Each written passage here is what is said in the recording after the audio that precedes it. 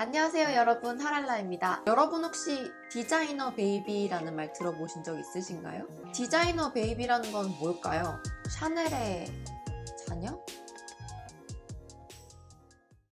최근에 영국에서 어떤 기사가 올라왔냐면요, 제놈 프로덕션이라고 하는 회사를 운영하고 있는 스테픈 후수라고 하는 사장이 체외 수정을 한 커플들이 이제는 IQ가 가장 높은 배아를 선택할 수 있는 날이 올 것이다 라는 것을 발표했습니다. 아이를 디자인할 수 있다고 할 때 어떤 것들이 가능하냐면 눈 색깔, 외모, 키, 지능, IQ, 성격, 유전병, 그런 것들에 대해서 조작을 할 수 있다고 합니다.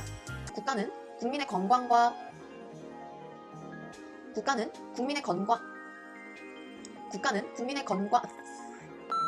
2018년 11월에 사회를 흔들었던 이슈가 하나 있었는데요.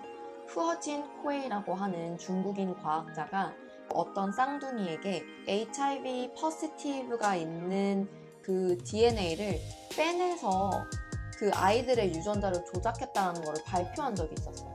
그래서 그때 세계적으로 약간 그거는 인류에 대한 기본적인 윤리를 해치는 것이 아닌가? 라는 것에 관련해서 굉장히 핫한 디베이트가 있었는데, 그럼 이것이 왜 그렇게 큰 이슈인지에 대해서 우리가 찬반으로 이걸 한번 살펴보면 좋을 것 같아요.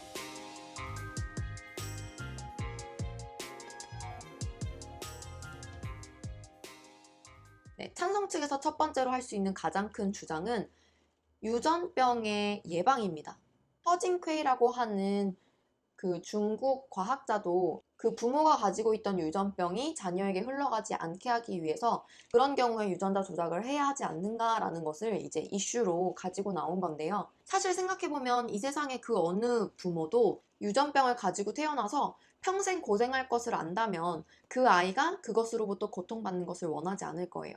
그래서 찬성 측에서는 만일 우리가 과학적으로 유전자를 조작해서 안전하게 아이가 태어날 수 있다면 그것은 그 아이를 보호하기 위해서 매우 중요하다라고 주장할 수 있을 것 같습니다. 그 같은 맥락으로 동시에 두 번째 주장은 부모가 될 수 있는 권리 또는 그 가정을 꾸릴 수 있는 개인들의 권리에 대해서도 주장할 수 있을 것 같아요. 아이를 낳았을 때 그 아이가 똑같은 질병으로 고생할 걸 안다면 그 어떤 부모도 섣불리 아이를 낳고 싶은 마음이 없겠죠.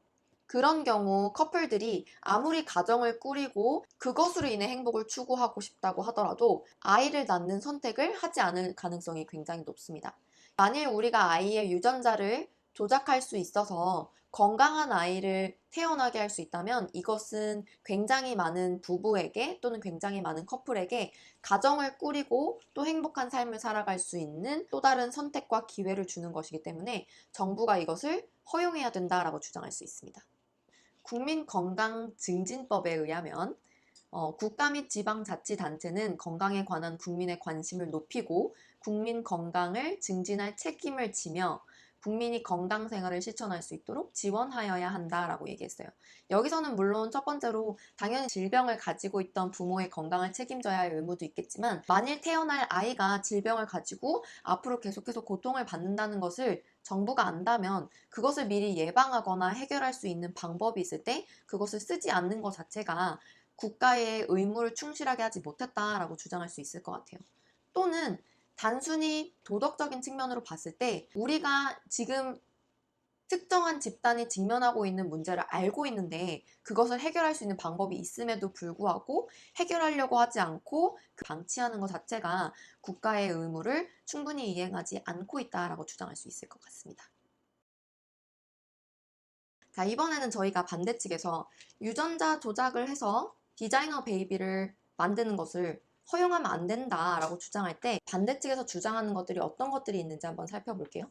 첫 번째로는 디자이너 베이비는 인간의 가치 자체를 훼손한다라고 주장할 수 있어요. 아직까지 우리가 과학적으로 어떤 유전자 조작이라던가 유전자의 변형이라던가 이런 것들에 대한 이해가 완전한 것이 아니기 때문에 오히려 우리가 인간을 아까 말씀드렸던 어떤 유전자 맵에서 마음대로 붙이고 떼고 인류의 특성들을 사람들이 마음대로 지웠다가 넣었다가 하는 그 아이디어 자체가 여태까지 인류가 건드리지 않았던, 범접할 수 없었던 그 분야에 새로운 생명체에게 실험하는 것 자체가 굉장히 위험하다라고 주장하는 사람들도 있습니다. 두 번째로는 우리가 만약 유전자 조작을 할 수 있게 되면 당연히 많은 부모들이 자신의 아이가 훨씬 더 뛰어난 유전자를 가지고 훨씬 더 월등한 존재가 되기를 원할 거예요. 이것 자체가 계속해서 우리 사회에서 고쳐야 하는 고정관념이나 특정한 집단에게 주는 차별을 해결하기보다는 그 사람들을 훨씬 더 소수로 만들 수 있는 가능성이 있습니다.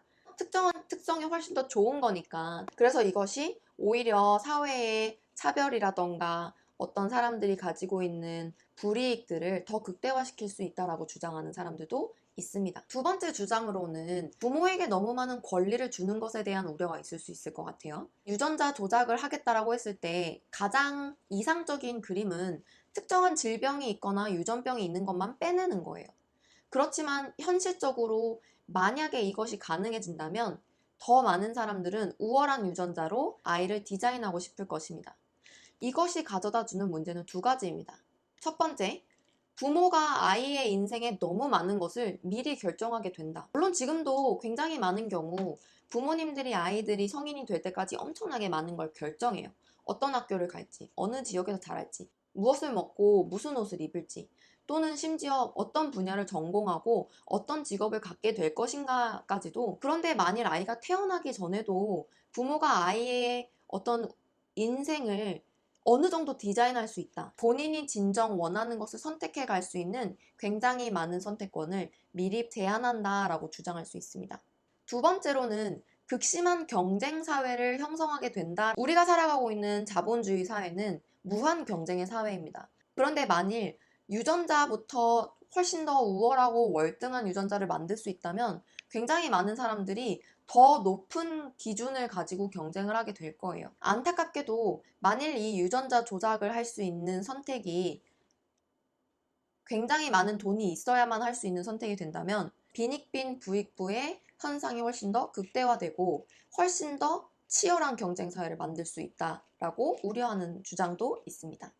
마지막으로는 인간에 대한 실험이 포괄적으로 일어날 수 있는 게 문제인 것 같아요.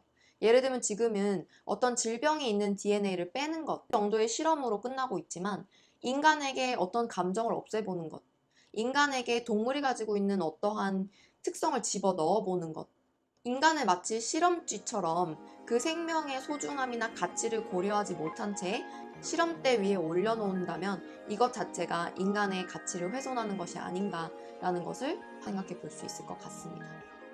네, 이렇게 해서 오늘은 저희가 디자이너 베이비를 허용해야 하는가에 대한 질문을 한번 해봤는데요. 이 외에도 여러 가지 측면에서 저희가 생각해 볼 수 있는 것도 있을 것 같아요. 그래서 여러분들도 한번 생각해 보시고 양측에서 어떤 주장들을 할 수 있는지 또 한번 살펴보면 좋을 것 같습니다.